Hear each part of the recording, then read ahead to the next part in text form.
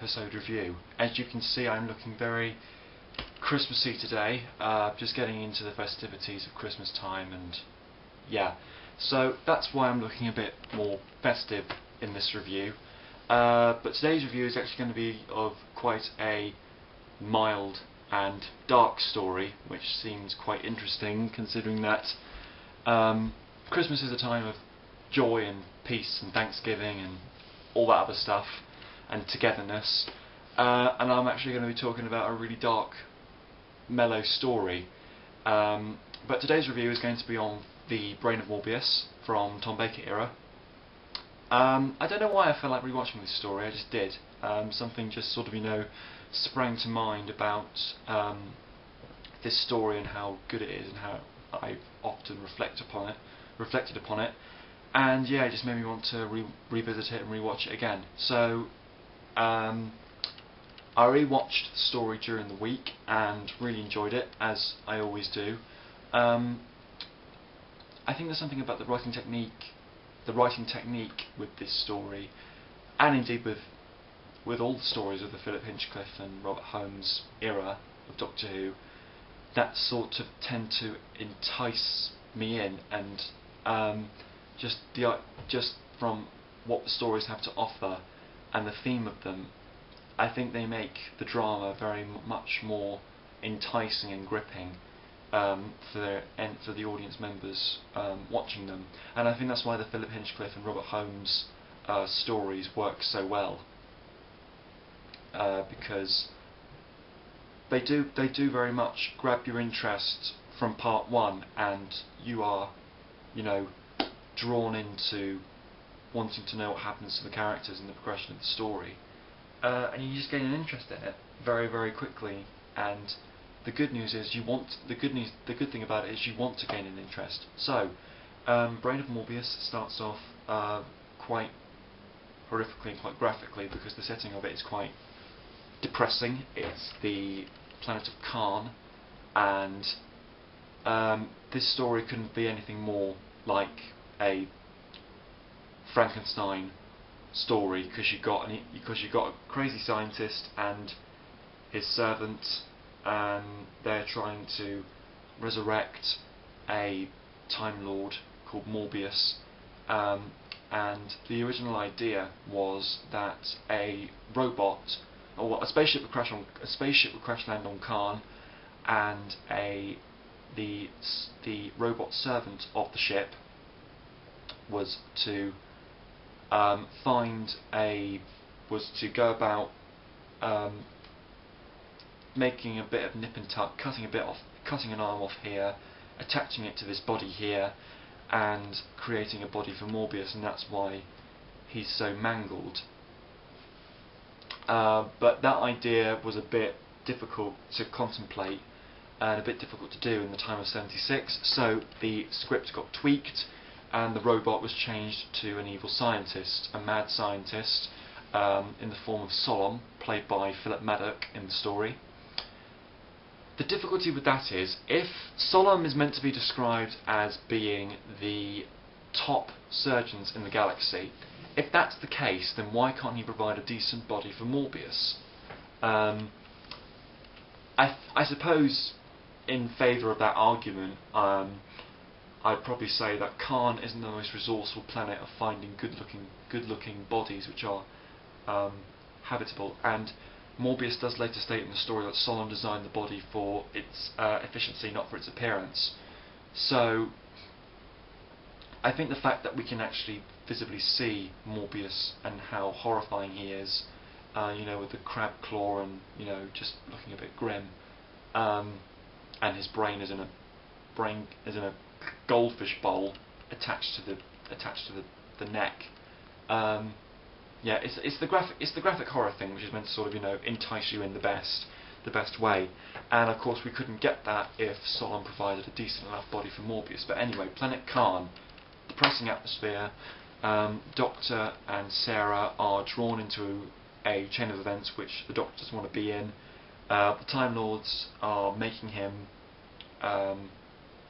do another secret mission, which he's very much objectant to, but they get drawn into it anyway, and it's all about them finding out why the Time Lords sent them there, really, and just working it out for themselves. Into that, you've got the Sisterhood and the Elixir and all their backstory with the Elixir, and of course the Sisterhood was in an alliance with the Time Lords a long time ago, and they think that the Doctor is a Time Lord agent which has been sent to Khan to steal the Elixir of Life, when that's utterly preposterous, especially when the Doctor himself doesn't even know why he's on Khan. But the Doctor and Sarah, find shelter in Solom's castle, and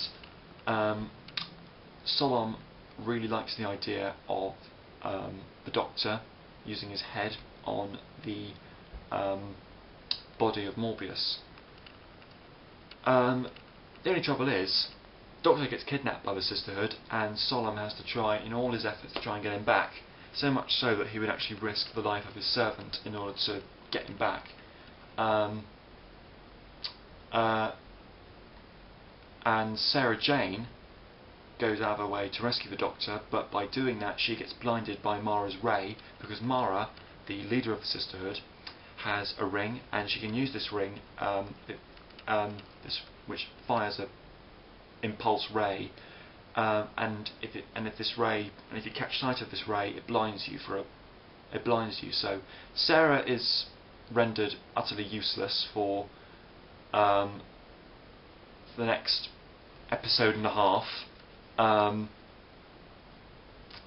So now you're drawn into a pivotal point in the story where, oh no, how on earth can I keep this going?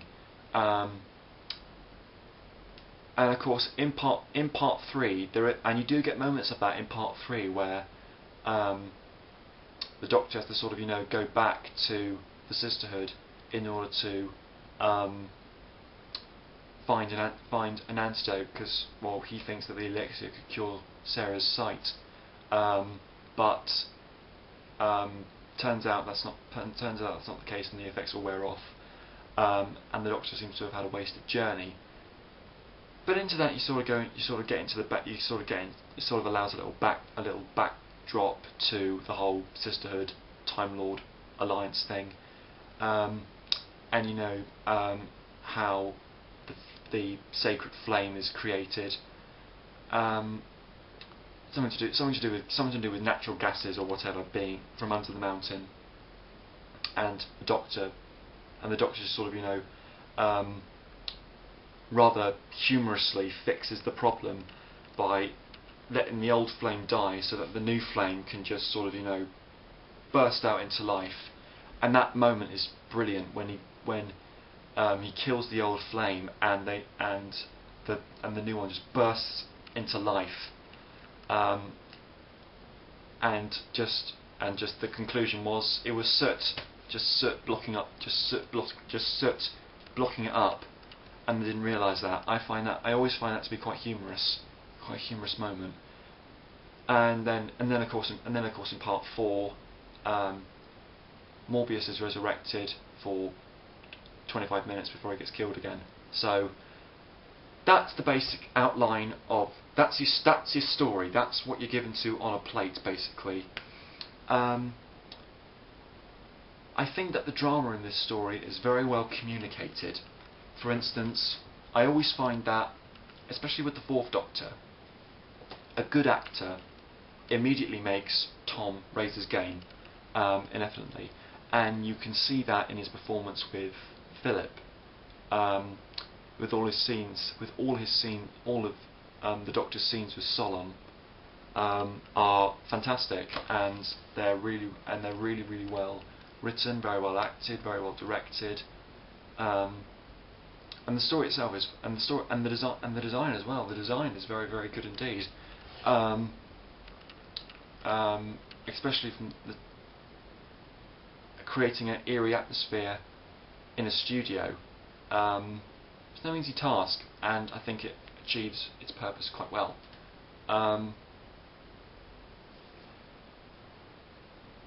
I felt that Morbius, given the backdrop behind the character and everything, reduced to a brain in a jar, reduced to a brain in a goldfish bowl on a sticky attached body, which a 2-year-old could have put together. I thought all the backdrop was good. Trouble is, Morbius didn't get far enough screen time as he deserved, I don't think, because we've got this great creature, this great monster, and I think we just needed to see more of it. I think my main problem with the story is that it needed to be longer. Not that it, although of course if you do that, then you worry about some of the things dragging out, because then if you've got another two 25-minute episodes to write, you do sort of feel, oh, how on earth can I keep this going?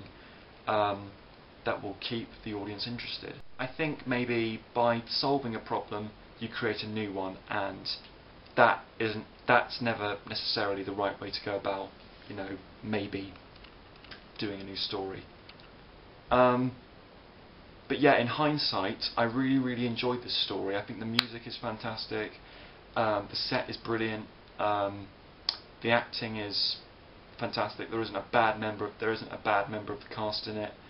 The design is really appealing, and it's just good drama. It's just really good drama which you can interact with and feel entertained by it. You can feel entertained, and it's like with any other Hinchcliffe and Holmes story, where you've got a good graphic horror story, i.e. in this case Frankenstein, and taken into a new light and incorporated in a very Doctor Who-y sci-fi sort of way. And I wish more stories in the new series were like that, because they're all the more appealing to watch. So thank you. So I've got to rate this quickly before I sign off. I'd probably say that Brain of Morbius should be worth probably a high 8 out, a high 8 out of 10. In better moods, I'd probably say 9, but on a standard viewing, I'd probably say, yeah, I'll give it a high 8. I'll give it a high 8 out of 10. And some people may probably disagree with that and probably say that 8 out of 10 is too low a score to give Brain of Morbius. But I suppose we're all entitled to our own opinion, aren't we? So thank you for watching this review. I have no idea what my next review is going to be, but whatever I do next will be my last Doctor Who episode review of 2014. So thank you for watching this review. Thank you for watching this video. Hopefully this review has been useful to you, should you go on to watch the story, and I highly recommend that you do, because The Brain of Morbius is a fantastic story. Really good indeed. One of Tom's best. So yeah, it's been released on its own, not in a box set, so it's on its own, singular release. I think you can get it on Amazon for like a £5, really cheap, so you've got no excuse not to buy it. And yeah, thank you for watching this review. I have no idea what my next review is going to be, but have a happy Christmas, and I will see you next time. Bye guys.